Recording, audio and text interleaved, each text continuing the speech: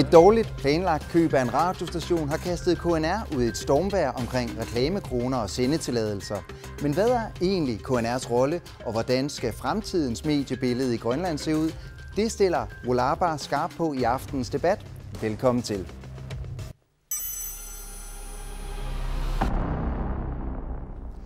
Og velkommen til jer, mediernes repræsentanter. KNR har fået nogle rap over fingrene den seneste tid, både i forhold til bannerreklamer på knr.gl og i forhold til opkøbet af radiokanalen Voice of Greenland. En radiokanal for de unge, som har kostet 500.000 kroner og som skal finansiere driften, skal finansieres gennem reklamer. Og Poul Krarup, jeg vil gerne starte med dig, direktør for Semitjak AG. Hvad siger du til, at KNR de forsøger at lave en reklamefinansieret ungdomskanal? Jeg synes slet ikke, at KNR skal gå ind på reklamemarkedet. De er jo på reklamemarkedet, men jeg synes slet ikke, de bør være der. Det er en public service station, som skal finansieres af det offentlige. Og de reklamekroner, de tjener i øjeblikket, det må i givet fald betales over skattebilletten. Godt. Bjørn Holm, direktør i Nuuk TV, ligesom Semitjak AG, så kæmper I jo også om reklamekronerne. Så hvad er din holdning til, at KNR de nu vil lave en reklamefinansieret ungdomsradiokanal? Jeg synes, det er en god idé, at KNR fokuserer på ungdommen også. Men jeg er helt enig med Poul Krarup også, at KNR bør holde sig helt væk fra reklamefinansierede opgaver. Søren Lennart Mortensen, direktør i KNR. KNR de bør holde sig helt væk fra reklamer. Hvad siger du til det? Jamen, det kan jeg godt forstå, at de har en holdning til. Når der er flere på markedet, så er der en konkurrencesituation, og det må vi jo konstatere, at det er der i dag. Man kan jo sige, at der skal være reklamer eller ikke reklamer på KNR. Det er rent politisk afgørelse. Som det er i dag, der er det meningen, at vi skal tjene nogle af vores penge via reklamer. Ja, jeg bliver lige ved dig, fordi at købet af Voice of Greenland, det er jo kørt noget af sporet. Hvis du nu kunne gå tilbage, hvad ville du så gøre anderledes i forhold til lige præcis det opkøb? Det er et godt spørgsmål. Jamen, hvis man kunne gøre det, så vil jeg simpelthen dagen efter vi har købt radioen, have lukket for FM-signalet i Nuuk. Det har jo vist sig, at det er det, der er kernen i problemerne. Det er, at vi er en landsdækkende virksomhed. Vi er public service, og vi må ikke kun drive lokal FM-tjeneste. Så det var en ommer. Fortryder du købet af Voice of Greenland? Det gør jeg bestemt ikke. Jeg synes, det er et godt formål, og jeg er sikker på, at vi får rigtig meget glæde af det. Men der har været nogle fodfejl, og dem har vi erkendt og beklaget. Og så vil vi rigtig gerne videre med vores kanal. Ja, du siger, der har været noget godt. Altså, hvorfor var det, at KNR de overhovedet skulle kastes ud i alt det her? Altså, vi er public service, og vi har public service ansvar over for hele befolkningen i Grønland. Og der synes vi, at vi i en vis udstrækning har svigtet de unge. Specielt på radioplatformen. Vi har jo vores KNR Radio, som de unge jo ofte opfatter som de voksnes kulturkanal. Og der har vi ment, der var et behov for at lave en radio målrettet på dem. Ja, Poul, det vil jeg også gerne lige høre dig om, Poul Krarup. Det her behov, der er for de unge, er det et, du kan genkende? Ja, absolut. Det er der, og jeg synes, det er et glimrende initiativ. Jeg synes i det hele taget, at KNR har taget mange gode initiativer her i det sidste halve års tid. Men altså ungdommen, det er virkelig noget, vi bør fokusere på. Spørgsmålet er, det skal finansieres.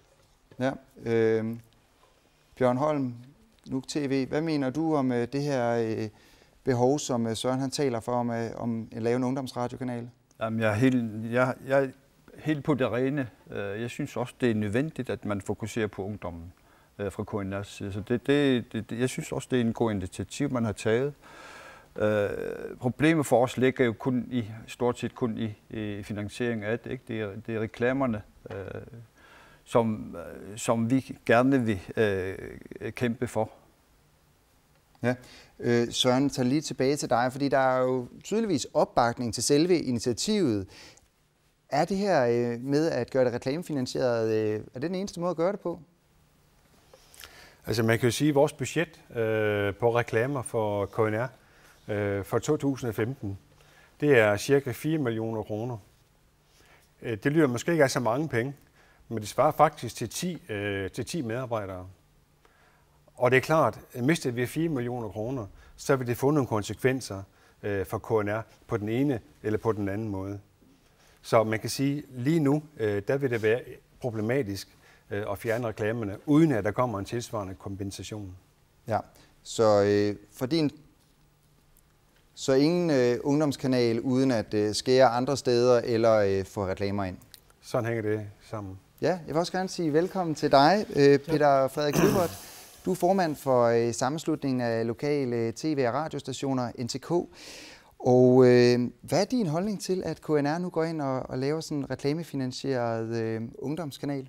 Altså i den globaliseringstid, vi er inde i lige for øjeblikket, så er konkurrence. Men vores holdning er, hvis der kommer konkurrence, så skal det ske på lige vilkår. Og du ikke har en samfundsbetalt organisation bag til at lave konkurrenceforvridning. Men det kan man jo sige, at sådan er det jo allerede på den normale KNR på KNR TV. Der er jo også reklamer og en sammenblanding af offentlige midler. I den grønlandske del, der sagde bestyrelsesformand for KNR kun 4 millioner.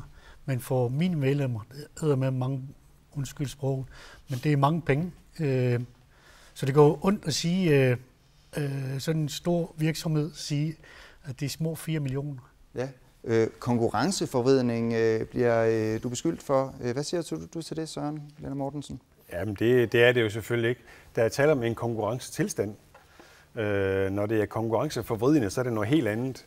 Så skal man misbruge den store dominans, vi har, for vi er så store i forhold til alle de andre. Men man kan sige, det er noget, vi virkelig passer på. Hvis vi dumper priserne på reklamer, så kan vi risikere at udøve konkurrenceforvridende aktiviteter, og det må vi ikke. Og det har vi heller ikke tænkt os at gøre under nogen omstændigheder. Men konkurrence, det er der jo. Det kan vi ikke snakke os udenom. Det er en konkurrencesituation. Det er de samme firmaer, vi henvender os til. Og der må vi sige, der må det så være lige nu være den bedste, der vinder, og den, der har de bedste platforme, som vinder. Og som du selv sagde, der har været konkurrence, der har været reklamer i KNR i mange år. Så det er der ikke noget nyt i. Og om det skal være der, eller ikke skal være der, det er ikke så meget op til os, der står her. Det er rent politisk. Poul, er du i virkeligheden bange for, at KNR har nogle produkter, der kan udkonkurrere, som I tjekker ikke i? Jamen, de kan da udkonkurrere os både på tv og radio og mange andre steder. Nej. Det, jeg snakker om, det er reklamemarkedet. Reklamemarkedet i Grønland er ikke ret stort. Og hvis vi skal lave journalistik, det eneste, der kan betale vores journalisters lønninger, det er altså reklamer. Og vi lever af det.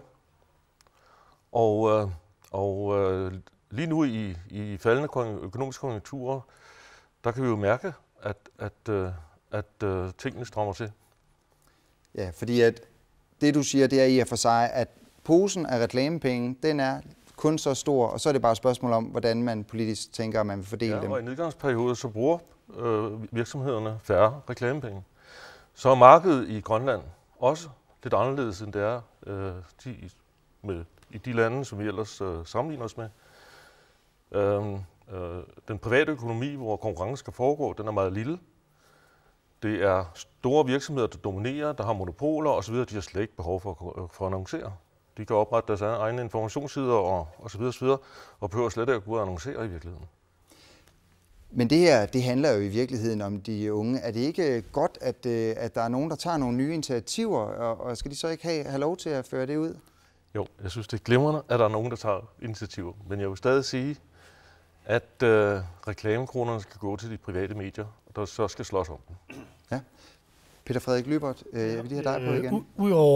Udover reklamedelen, så hørte vi det sidste nye med, at Voice of Greenland hver time vil have nyheder, som kommer fra KNR. De vil sende de timenyheder, som allerede er på den anden hovedkanal. Og det betyder jo en konkurrenceforvridning i forhold til de andre, med mindre de bliver tilbudt til de andre radio- og tv-stationer også, som også kan sende dem. Ja. Hvis ikke, så er det konkurrenceforvridning også. Søren, Søren Mortensen, vil du tilbyde de andre kanaler, at de kan sende KNR's timenyheder? Det er et nyt forslag for mig, og nu er jeg kommet dertil, lært på den hårde måde, at vi skal tænke os om, inden vi lover for meget. Så det vil jeg gerne gå i tænkeboks omkring og overveje. Det er da et forslag. Ja, du får penge for det offentlige. Hvorfor? Altså, det stiller vel nogle andre krav i forhold til hvad KNR kan tillade sig at gå ind og gøre. Forstår du Peter Frederik Lyberts bekymringer? Selvfølgelig gør jeg det. Det er klart. Peter Frederik han repræsenterer en række private virksomheder, som har deres formål her i livet, og vi har et andet. Altså vi er public service, vi er pålagt nogle ekstra udgifter og nogle begrænsninger, og det er jo en af grundene til, at vi får den bevilling, som vi gør. Men er det ikke din rolle at gå ind og prioritere udbud til de unge på de kanaler, der allerede er, inden for de penge, de budgetter, der allerede er? Det kan man vælge at gøre, og det har man gjort i rigtig, rigtig mange år. Man kan jo sige, at vi har i mange år haft en tv-kanal og en radiokanal. På de to kanaler, der skulle man betjene et helt land, et helt folk. Hvis man kigger i Danmark på Danmarks Radio, de har 6 tv-kanaler, og de har 8 radiokanaler. Det vil sige, der kan de målrette underholdning og information og debat meget mere, end vi har været i stand til nu. Når vi får en ekstra radiokanal, så får vi lidt flere bolde at spille med. Vi kan målrette det bedre, end vi har kunnet tidligere. Det er faktisk det, vi gerne vil have lov til at gøre. Vi vil simpelthen bare gerne have lov til at lave noget mere og lave noget bedre, end det, vi har gjort indtil i dag. Bjørn Holm, hvad siger du til det? Jamen, som jeg sagde, jeg synes, det er en god idé med det initiativ, som KNR har taget, og det er held og lykke med det.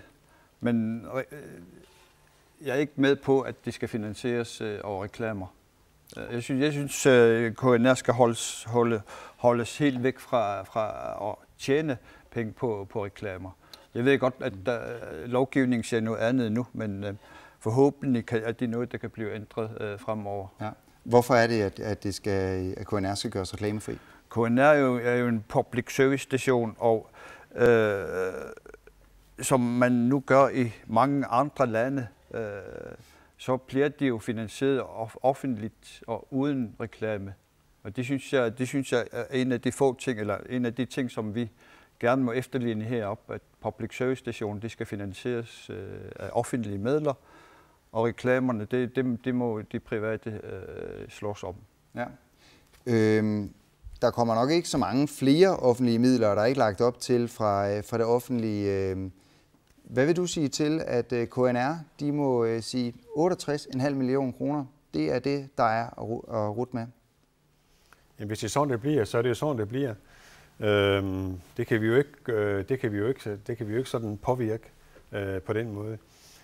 Så må vi jo nødvendigvis indrette vores drift efter det. Det vil sige fortsætte med yderligere besparelser, hvis det er muligt, eller lave noget mindre, eller lave noget, der ikke er helt så godt, som det vi laver i dag. Altså, det har en konsekvens, hvis man fjerner de 4 millioner kroner fra vores budget. Det er også mange penge for os. Det er det. Det er 10 arbejdspladser. Og man kan sige, hvad skal vi fjerne? Det bliver selvfølgelig en udfordring. Hvis det er sådan, det bliver, så skal vi nok løse det. Men man kan sige, det får en konsekvens. Men Poul Krarup, det får jo også en konsekvens for jer, når I mister reklameindtægter. Hvad betyder det for jer? Jamen, vi skal ud og finde ud af, hvordan vi tjener andre penge. Altså, det er en daglig kamp. Altså, at sikre, at vi har råd til at betale lønningerne osv. og holde driften op. Men for at supplere Søren, så synes jeg, at det offentlige har en forpligtelse til, at når de har en public service station, må de også sikre bevillingerne til den. Det nytter ikke noget, at man bare har et stort KNR, og de ikke har penge til at drive en ordentlig station. Og det gælder jo samtlige samfundsgrupper. De skal servicere, også de unge. Men de har også vist dygtighed til at skaffe penge ud over det der. Og det synes jeg, I skal blive ved med. Ikke? Hvad mener i forhold til... Jamen altså for eksempel at få hjælp til at dække valgudsendelser og andre former for udsendelser. Det er ganske glimrende. Det er fint at bruge mediet på den måde. Og få nogle andre finansieringskanaler ind. Det er da glimrende. Godt. Det var første omgang. Vi siger tak og farvel til Peter Frederik Lybert og Bjørn Holm.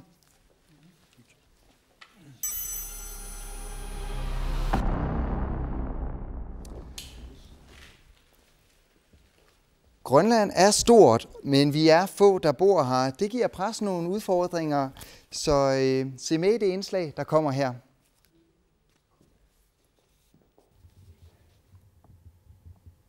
Tusagassiutit qaanaamiit kuyammut 2200 kilometeringaannik isuartussusilik taamatulluuttunu tamaa tusagassiifigisussaavaat nuna isuartoqisoq 56.000 missaanik inuqartoq tusagassiutitigut assigiimik sammineqarnissaat unamillernersinnaasartoq kialluuni takorloorsinnaavaa таамаакалуартоқ иннуттаасутуми калуаруниллуuni тусаассиутитигут пеқатаатинеқарниссаат таамат оқартуссаақатаанераннут пингаарутеқақаа. Pressen er meget vigtig i Grønland, fordi pressen er med til at skabe, kan man sige, at demokratiet bliver holdt i ørerne, eller politikerne bliver holdt i ørerne.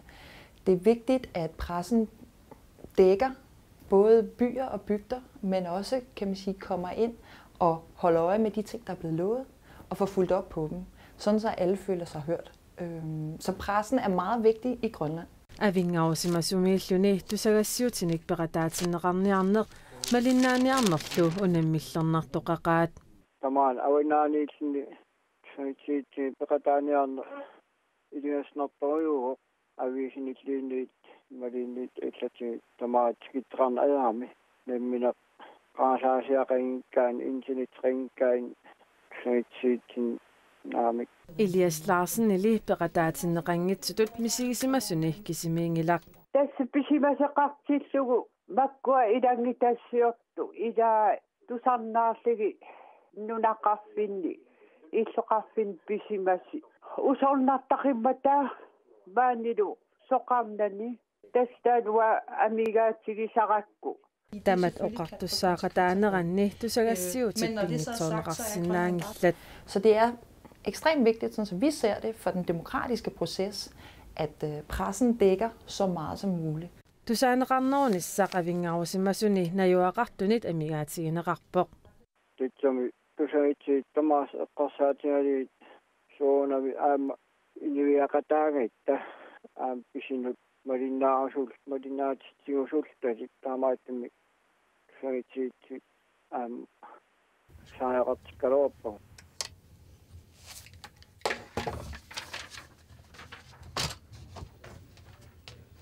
Velkommen til dig, Nea Paulsen, leder af journalistuddannelsen på Elisamatou Sofiq. Den problematik, der bliver bragt frem her om, at folk i bygderne ikke føler sig hørt, og at det gør, at de måske ikke følger så meget med i medierne, er det noget, du kan genkende? Ja, altså den har vel altid været til stede. Ikke kun i bygderne, men også i yderdistrikterne. I alle de år, jeg har været journalist, mere eller mindre. Og ikke mindst i de senere år, hvor besparelser og ressourcemangel rammer medierne hårdt, der kan man godt mærke, at i forhold til at samle fortællinger og nyheder, der er vi bagud. Hvad kan man gøre for, at folk de mindre steder føler sig bedre repræsenteret i medierne? Det kan man jo gøre på mange måder, blandt andet ved at komme nyt indhold, relevant indhold i medierne, som i radioens spædestart, der har man jo haft en masse optagelser, som nu bliver meget genbrugt. De kan man jo forny blandt andet. Plus at i vores dage, der er et studie, det kan sagtens være et mobilt studie, hvor man rejser rundt. Vi bliver nødt til at tænke noget nyt og give nyt indhold i medierne på alle måder. Søren Lennart Mortensen, Er det noget, du tænker på, hvordan man får inddraget resten af befolkningen, der ikke bor i byerne? Ja, det vil jeg gerne sige. Det er jo en af grundene til, at jeg tog det her job, faktisk. Jeg synes, ligesom det bliver sagt her, at den ydre del, dem der bor langt væk fra Nuuk, dem der bor i bygderne, de bliver glemt. Og det er ikke tilfredsstillende. Vi ved alle sammen, hvorfor. Det er økonomisk. Vi kan ikke rejse rundt lige så meget, som vi gerne vil. Det er vi simpelthen ikke råd til. Men det er helt klart, at der er en gruppe der, som ikke bliver hørt tilstrækkeligt. Og ja, det har vi faktisk erkendt hos KNR. Og vi har nu også sat et projekt i gang for at komme ud, rigtig meget ud, helt ud, til så mange som muligt her i den nærmeste fremtid. Hvad er det for et projekt? Ja, vi har simpelthen startet et nyt koncept op, hvor vi sammen med skoleklassen i bygdeskolen, den ældste klasse, den afgående klasse, der vil vi simpelthen sammen med dem lade dem producere en dokumentar, en kort dokumentar om deres bygd, hvor de præsenterer deres bygd for resten af os, der bor i Grønland. De har mulighed for at præsentere deres bygd, og vi andre har mulighed for at se, hvad der sker ude i bygden. Hvordan er deres hverdag derude? Hvad er det, der optager dem, som bor ude i bygderne? Ja. Poul Krarup, Mediehuset som Mediatek AG, hvad for nogle udfordringer har I forhold til at dække hele landet tilfredsstillende? Ja, det samme som Søren Lennart Mortensen her talte om. Rejseudgifterne og komme derud. Det vi gør, det er, at vi har lavet 2 lokalaviser, en i nord og en i syd, hvor vi har rigtig mange bygdehistorier om indhandlingsproblemer og isproblemer eller fragtproblemer og forsyningsproblemer osv. Om ændringen i erhvervsstrukturen, fangeren fra Servisevik, der tager ind til Qaanaaq og fanger hellefisk nu, og sådan nogle historier. Men vi gør ikke nok, det er klart. Nu prøver vi at starte de aviser op. Vi vil meget gerne have lokalredaktioner derude, men vi skal lige opbygge annoncegrundlaget, der skal finansiere det. Sydavisen giver underskud, Nordavisen løber lidt rundt, men altså det er de udfordringer, vi har med det. Ja. Og velkommen til dig, Nivi Olsen, naalakkersuisoq for kultur i den her sammenhæng og for demokraterne. Når du hører om den her problematik om folk, der sidder ude i bygderne og ikke føler sig som en del af mediebilledet og dermed nærmest samfundet, hvad tænker du så? Altså, jeg vil sige først og fremmest til de 2 herrer, der er frie tøjler, kom i gang. Det er i gang. Det har produceret rigtig meget, og det er jeg meget glad for. Men faktisk så har jeg lidt svært ved at sige, i det her samfund, hvor vi har hårdt finans, der tænker jeg, at der er telefon og internet for dem, der føler sig udenfor. Tag telefonen og ring til de 2 herrer, så skal det nok være der, tror jeg, håber jeg på. Og det har de også gjort før, og det gør det stadigvæk. Så det handler også om at være aktiv og som medborger, hvis man har noget at sige. Så både en opfordring til direktørerne, men også til befolkningen om at fortælle om de historier, de har. Vi talte før om de her midler. Der er spørgsmålet om KNR, der får en bevilling, gerne vil have lidt flere penge til at lave de ting, der er. Der er så modsat både Nuuk TV og Mediatek AG og sammenslutningen af kanaler, der også rigtig gerne vil have fat i de her reklamekroner. Hvordan mener du, at man i fremtiden skal fordele de reklamekroner? Hvor stor en bid må KNR tage? Altså KNR, Inatsisartut har jo stemt for og har lavet en lov, der siger, at tv og radio KNR skal kunne tage reklamer på tv og radio. Og det er det, vi fører frem nu. Og så Poul Krarup har også mulighederne inden for sit område. Og det er det, med mindre Inatsisartut gør noget andet, så beholder vi den måde, som vi gør nu. Ja, Poul Krarup, hvor tilfreds er du med det? Jeg vil meget gerne have, at der bliver... Vi har set, at der har været en glidebane i de sidste halve års tid omkring medierne og rammerne for medierne. Jeg vil meget gerne have, at Inatsisartut laver en mediepolitik, som vi ved, hvad vi har at rette os efter. Og det kan ikke gå hurtigt nok.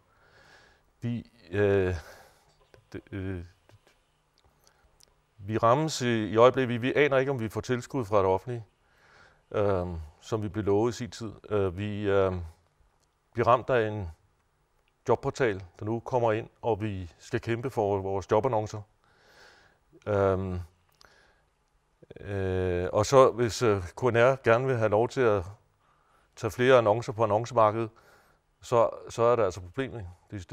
Så er det et stort problem, og det vil jeg gerne have, at politikerne forholder sig til. Skal vi have aviser i landet, eller skal vi ikke have aviser? Ja. Der mangler klare regler. Det er lidt mudret. Er det noget, du kan genkende, Søren Lennart Mortensen? Jeg har jo været ude med nogle udtalelser omkring, at det er ikke alting i loven, der står stjerneklart. Der er nogle gråzoner, og der er nogle ting, som godt kunne moderniseres i forhold til det mediebillede, der er nu, og som med garanti vil fortsætte med at udvikle sig med eksplosiv fart. Der sker simpelthen så meget lige nu, og det meste af det sker i udlandet. Der ligger en bølge derude og venter på os. Hvis ikke vi i Grønland samler os og får drøftet det her rigtig godt igennem, så er jeg rigtig, rigtig bange for, at vi kan risikere rent kulturelt og sprogligt at blive knust under den store maskine, som er lige ude på den anden side af internettet. Masser af penge. Reklamerne er også på vej den vej rundt i et vist omfang. Jeg vil lige holde fast i mediepolitikken, og først vil jeg lige høre dig, Nea Paulsen. Du var sammen med Poul Krarup i 2010 med til at udarbejde medieredegørelsen Stærke Medier, som jo skulle være med til at sikre en stærk mediepolitik. Hvor aktivt synes du, den er blevet brugt? Den samler støv i departementet. Så vi savner stadigvæk en debat ud fra den redegørelse, der kom ud af vores samarbejde. Nivi Olsen, redegørelsen samler støv. Poul Krarup savner en mediepolitik. Det samme gør Søren Lennart Mortensen. KNR's servicekontrakt er denne gang 1,5 år forsinket. Seneste gang gik 2 år nu. Forrige gang var det 1,5 år. Hvorfor er politikerne ikke mere på banen i forhold til at have en mediepolitik? Det er det nu, og det vil jeg gøre om på. Vi er i gang med at lave kultur- og kunststrategi, og derunder hører der en mediepolitik, som jeg gerne vil udarbejde sammen med medierne og aktørerne for at opnå den bedste mediepolitik. Og der kan jeg sige, at den kommer inden året er om. Okay. Noget af det, som der i hvert fald er et klart budskab om, det er ønsket om flere midler, flere penge til at bedrive journalistik. Hvordan er udsigterne til det? Prøv at tænke på, hvordan landets økonomi er. Hvis vi ser på den, så er det jo lyseklart, at når landets økonomi er så dårligt, så kan man ikke forvente, at vi vil give ekstra millioner til. Jeg ønsker virkelig at kunne give flere penge, men økonomien bestemmer, hvordan det er, vi kan finansiere. Poul Krarup, hvad siger du til det? Økonomien bestemmer? Ja, jeg vil gerne vende tilbage til den bølge, der rammer os. Det er ikke en bølge, det er en tsunami. Og politikerne skal virkelig stramme ballerne, rent du sagt. Fordi undersøgende journalistik, det er vigtigt for demokratiet. Intet demokrati uden undersøgende journalistik eller undersøgende forskere for den sags skyld. Samfundet, der er nogle mennesker, der skal undersøge det, der sker i samfundet. Og nu kalder jeg det undersøgende journalistik i stedet for kritisk, men det er det samme. Research osv. Og det koster penge. Og det skal vi have, fordi ellers har vi ikke noget demokrati. Ja, Nivi Olsen, der er økonomisk krise, så vi sparer på demokratiet. Er det okay? Jeg er fuldstændig enig. Journalistik, det skal vi have, og gerne i kvalitet. Men som sagt, hvis vi havde penge til det, så har vi også smidt flere penge i det. Og derfor tænker jeg, vi kan gøre det, ja, penge det er vigtigt, men vi kan også tænke aktivt og være strategisk alle sammen og sige, hallo, vi bliver nødt til at løfte i flok. Og så tænker jeg, de to her vil jeg rose for, og når jeg har kigget på deres økonomi, så har det faktisk klaret det rigtig godt det sidste tid. Nea Paulsen, hvad mener du i forhold til den her diskussion om, at undersøgende journalistik og demokrati, de hænger sammen? De spiller en stor rolle i et samfund som vores, og det gælder også andre samfund, at medierne skal være med i samfundsudviklingen. De bliver nødt til at være med. Og det handler også ikke kun om penge, det handler også om kvalitet, i hvert fald her, der skal blive meget bedre. Ja. Og prioriteringer. Vi har meget, som er kommet bagud, for eksempel hvad angår dokumentarudsendelser eller børne- og ungeudsendelser. Vi har virkelig brug for at løfte op på alle måder. Hvordan synes du, kurven er for den kritiske undersøgende journalistik? Altså mulighederne kommer jo med generationsskiftet, men det er ikke meget, vi ser af sådan nogle udsendelser foreløbig. Ja, hvad er det for nogle muligheder, der kommer med generationsskiftet? At det er mere vogne og bruger genrerne meget mere. Altså feature-journalistik her, det er en mangelvare. Altså den der hastig produktion, som er dagligdagen for mange, det giver ikke meget legemuligheder i journalistikkens verden, og det er et problem. Nivi Olsen, vi skal løfte i flok, men der skal vel også nogle midler til, for at man kan løfte rigtigt til.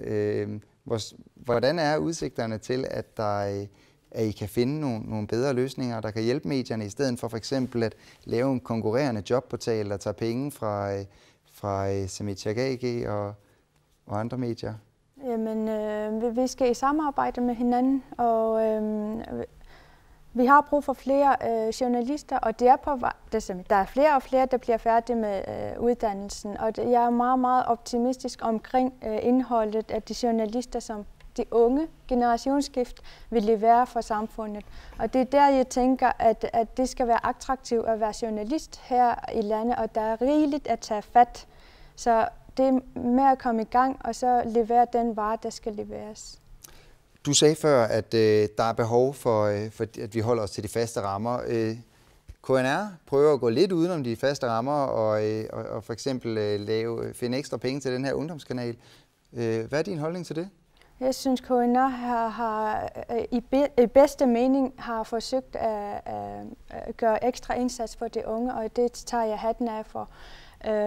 Men der er sket, som han har udtrykt klart, at nu vi er ved at fikse den. Og hvis det har været uklart, så er jeg også på banen med at sige, hvad er det, der er uklart, så vil jeg også gøre det bedre næste gang med at skrive klare regler. Så du bifalder du, at KNR går den vej med reklamer, eller hvordan er det? Jamen, KNR beholder, vi har stoppet det, der var ulovligt, eller hvad der kunne være ulovligt, så KNR beholder de retningslinjer, som vi i Inatsisartut har taget, og det skal det blive ved med. Ja. Og i forhold til de unge, det blev nævnt tidligere, at medierne i hvert fald føler, at det er en overset gruppe. Hvad vil du gøre for, at de bliver knap så overset i fremtiden? Jeg vil sige, at medierne har friheden til, hvordan og hvorledes det skal handle. Og jeg er kun glad for, at det nu har taget hul på ungemålgruppen. Og det er den vej, det går, og det ønsker de begge to. Det er jeg meget glad for. De har taget hul på ungemålgruppen, men vi skal lige være sikre. Var det et ja eller nej til, at KNR de kan finansiere det ved reklamer? KNR beholder som sagt den mulighed for at tjene penge, og det er faste rammer og klare regler. Udover det, så har de frie tøjler til, hvad for nogle kunder de går efter. Så det skal forstås på den måde, at hvis KNR får tilladelse til at sende Voice of Greenland ud på DVB-T eller på FM, så vil det være okay, at den bliver reklamefinansieret, den ungdomskanal? Det har frie tøjler inden for radio og tv. Ja. Poul Krarup, hvad tænker du om det? Jamen, det har jeg sagt tidligere. Jeg synes ikke, at KNR skal... noget af KNR's finansiering skal ske på reklamemarkedet. Søren Lennart Mortensen, den udmelding, der kommer her, så længe du holder dig inden for lovens grænser, så er du frie rammer. Hvad siger du til det? Ja, for først at sige, at vi har tænkt os at holde os inden for lovens rammer. Og så må vi sige, jamen så må vi jo rette os efter den lov, der ligger. Og den åbner mulighed for, at KNR de kan sælge reklamer på tv og radio inden for nogle grænser. Og det er så sådan, det er, indtil man politisk bestemmer noget andet. Så man kan sige, det er en ret, vi har, men det er vel også på en eller anden måde en pligt, vi har til at sørge for at skaffe den finansiering, vi kan inden for rammerne, for at producere det, som vi jo er sat i verden for at lave. Det er jo radio, tv og nyheder. Ja. Nea Paulsen, hvad siger du til, at KNR's direktør prøver at gå lidt alternative veje og måske sparke nogle døre ind for at få lov til at lave en ungdomskanal med journalistisk indhold? Det er en fornyelse, som er tiltrængt. Det ser jeg ikke nogen problemer i. Det er den vej, udviklingen går. I forhold til, i hvilken grad er det, hvad er det, du bifalder særligt her? Altså i mange år, og også i selve medieredegørelsen, der har vi kritiseret, at vi giver for lidt dækning, når det handler om børn og unge. Og vi mister dem, hvis vi ikke har nogle gode tilbud til dem. Ja. Så. Det går jo øjensynligt noget langsomt, når man skal have politikerne ind over. Hvad siger du til, at Søren ligesom selv har sparket den her i gang, og den jo så lige indtil videre... Jeg vil bare sige, at de mangler der bare. De er på tide. Ja. Kan du forstå Pouls bekymring i forhold til det her? I forhold til... I forhold til, at KNR de vil finansiere den her reklame, den her ungdomskanal ved reklamer? Nej, altså som sagt, vi har rammer, vi har faste rammer, der siger, at han må reklamere der, hvor han må reklamere, og det er det. Så længe han holder til rammen, så er jeg ikke bekymret. Hvis resultatet det bliver, at Samitsjak AG det bliver til Samitsjak eller AG, hvad vil du så tænke om det? Jamen, jeg håber, altså samfundet har brug for Samitsjak eller aviser, der dækker de relevante områder, og derfor synes jeg, altså, hvis jeg ser på deres økonomi, som sagt, så synes jeg, det har klaret det rigtig godt, og især KNR er opadkørende, også med hensyn til produktionerne, det går fremad. Men samfundets økonomi igen, så tænker jeg, at vi skal være kreative og aktive og strategiske, når det gælder økonomi. Søren Lennart Mortensen, har du kommentar til det? Jeg kan sige, det er omkring konkurrencesituationen. Der er vi nødt til sådan lige prøve også at sige, hvad der sker nu. Vi har købt en privat spiller ud af markedet. Og det vil jo sådan set sige, at vi har overtaget en privat spillers andel af reklamerne. Så det, at vi har fået en ny kanal, en ny radiokanal, det øger ikke konkurrencen. Hvis vi har lavet vores egen helt nye kanal fra bunden af, så var der kommet en ekstra spiller på markedet, og så har vi øget konkurrencen. Jeg forstår godt Pouls store udfordring omkring økonomien.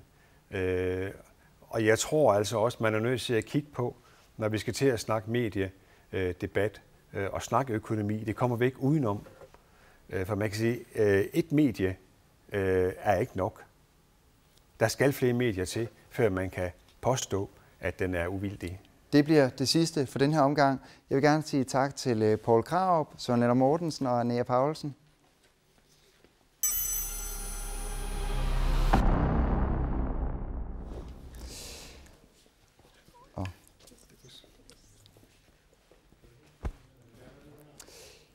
Og så siger vi velkommen til Mutti Borup Ede fra IA og Per Rosing Petersen, Bartina Larak, som kommer ind her og slutter sig til Nivi Olsen, Naalakkersuisut for kultur. Og ja, Muti, jeg vil gerne starte med dig. Hvad er mediernes vigtigste rolle ifølge IA? Det er, at det skal være uafhængige af interesser, og ikke tager parti af noget, og at det skal dække for hele landet, altså fra nord til syd og fra øst til vest. Så det vigtigste, det er uafhængige medier, der kan sige deres mening, og som dækker hele Grønland. Hvordan sikrer vi det? Jamen, for KNR's vedkommende, der sikrer vi det jo med at give 68 millioner. Og ud fra det, så tjener KNR også fra reklameindtægter, og så giver vi også mediestøtte. Men det ser også ud til, at vi er nødt til at have en ny mediestrategi, og der er vi nødt til at være enige om at lave nogle forlig, som sikrer, at medierne i fremtiden også fremtidssikrer sig. Her hører vi lidt med Nivi Olsen, at økonomien er en barriere, og det ved vi jo alle sammen, at landets økonomi er presset.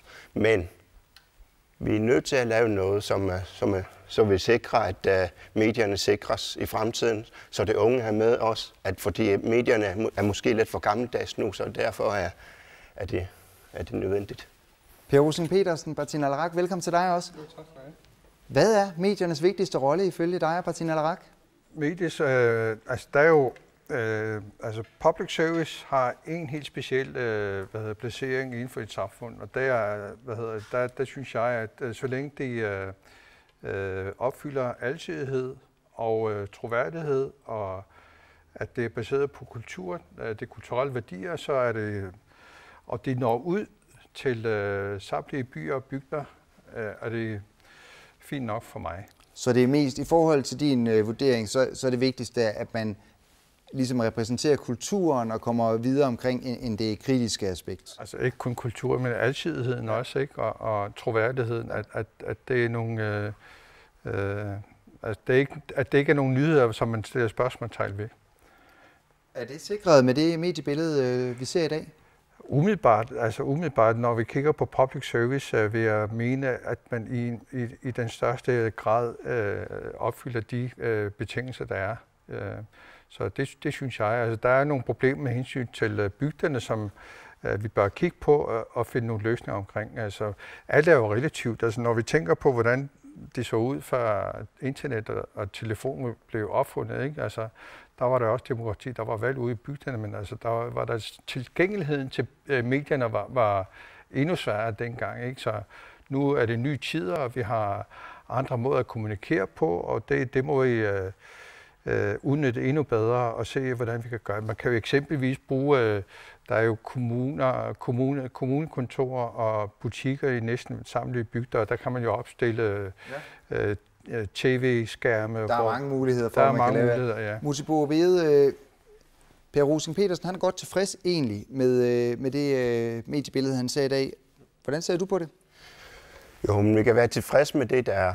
Men alting kan jo gøres bedre. Og det er, at medierne i fremtiden også er nødt til at blive mere, internetbaseret. Og der er vi nødt til som politikere at sikre rammer for, at alle indbyggere i Grønland får internet og har adgang til internet til en overkommelig pris. Ja, for som det er nu, vil det jo selvfølgelig være lidt skørt, at det bliver internetbaseret, for at folk har internet. Ja. Altså, men det er jo de ting, vi skal sikre i fremtiden, og det er det, vi er nødt til at kigge på, når vi skal lave en ny mediestrategi, som vi mangler i Grønland. Ja. Nivi Olsen, du er jo naalakkersuisoq for det her område. Hvor tilfreds er du med det, du ser? Altså, alting kan blive bedre, som Muti sagde, og det vil jeg arbejde hårdt på, at det også bliver, når det gælder medier. Altså, når det gælder medier, som de sagde, der anser jeg faktisk medierne mere som, statens færemagt. Det skal holde øje, og sådan nogle politikere, som kan handle, skal overvåges. Der er vist problemer med din lyd, hører jeg lige, så vi går lige over til Per Rosing Petersen. Ja, altså, jeg synes, 5 år er meget, meget lang tid, specielt også med den teknologiske udvikling, der har været. Der synes jeg, at hvis vi skal basere hele debatten på en 5 år gammel rapport eller undersøgelse, så synes jeg, at det også vil være på sin plads, at vi tog et seminar eller en konference om mediernes placering i Grønland, og hvad er det for nogle værdier, vi skal basere det på, og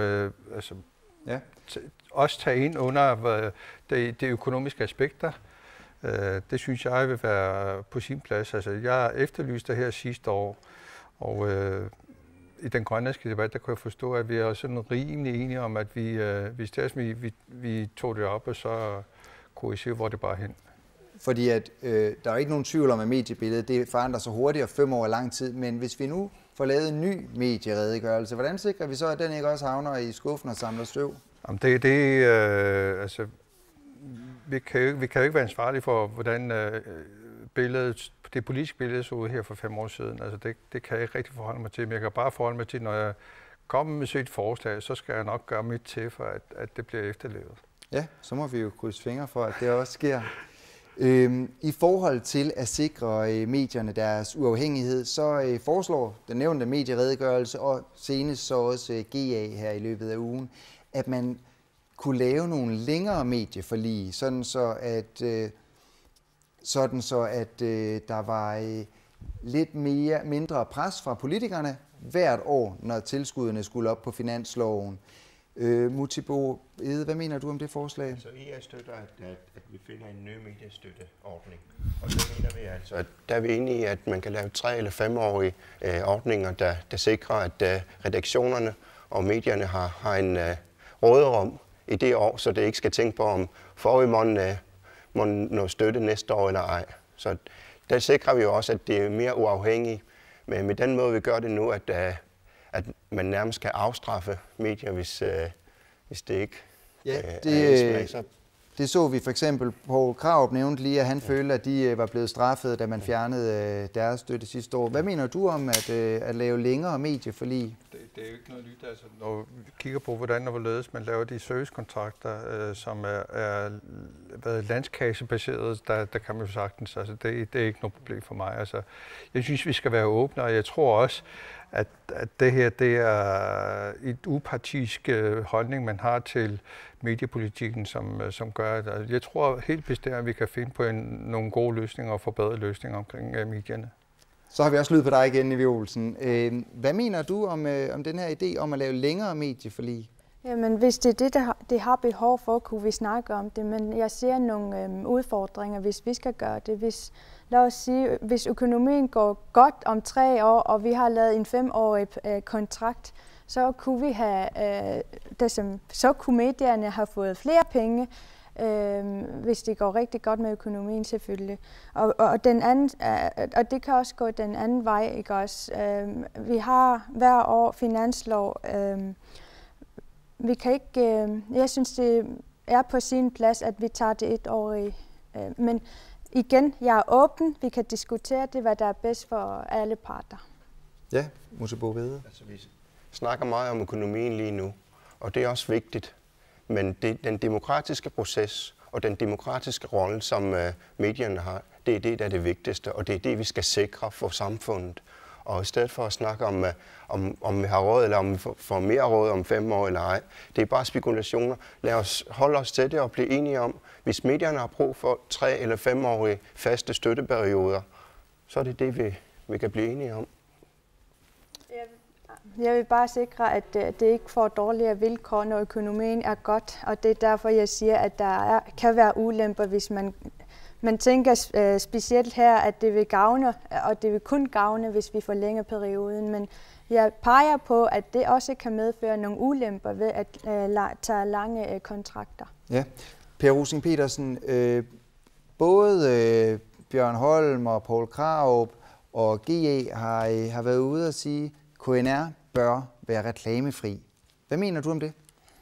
Altså, der er jo åbent. Altså, der vil jeg igen sige, altså det vil være på sin plads med sådan en konference eller seminar, hvor man bruger en hel dag til at gå ud til hver eneste krog af mediebilledet, i stedet for at bruge 15 minutter til at lave sådan nogle meget, meget hurtige og korte udmeldinger. Jeg synes, en af de ting, jeg er meget villig til at diskutere det og finde ud af, om det er det, vi skal gøre, eller om det er nogle andre ting, vi skal gøre. Vi ved bare, at vi har en kasse, vi skal tage fra. Altså, hvis det er sådan, man tager reklameindtægterne fra, så betyder det jo også, at vi skal hente flere penge fra landskassen. Altså, det er sådan er faktum lige for tiden, og det er det, vi skal forholde os til. Ja. Hvad mener du, at skal KNR gøres reklamefri? Altså det ramme, der allerede er med, at man kan reklamere i radio og tv, det synes vi fra IA, at det skal KNR bibeholde. Men der er så en ulempe ved den regel, at det måske er uklart, om man kan reklamere i nettet, altså via internettet. Så det er nok der, vi skal have klarlagt, at det er radio og tv, KNR kan reklamere, og så er det det. Hvad er logikken i det? Det er, at vi sikrer, at andre medier, der er internetbaseret, får muligheden for annoncemarkedet på den måde. Ja, hvordan ser du på det, Nivi Olsen? Altså jeg siger, at det er Inatsisartut, der har besluttet, at sådan skal det være, og den beholder vi indtil der kommer noget nyt. Godt, men det jeg hører, det er, at KNR må gerne være i konkurrence med Nuuk TV på tv-markedet, men ikke med Samitsiaq AG på internetmarkedet. Hvorfor det? Jamen, der er det, som KNR er blevet pålagt fra Inatsisartut-loven, og det er det, vi følger.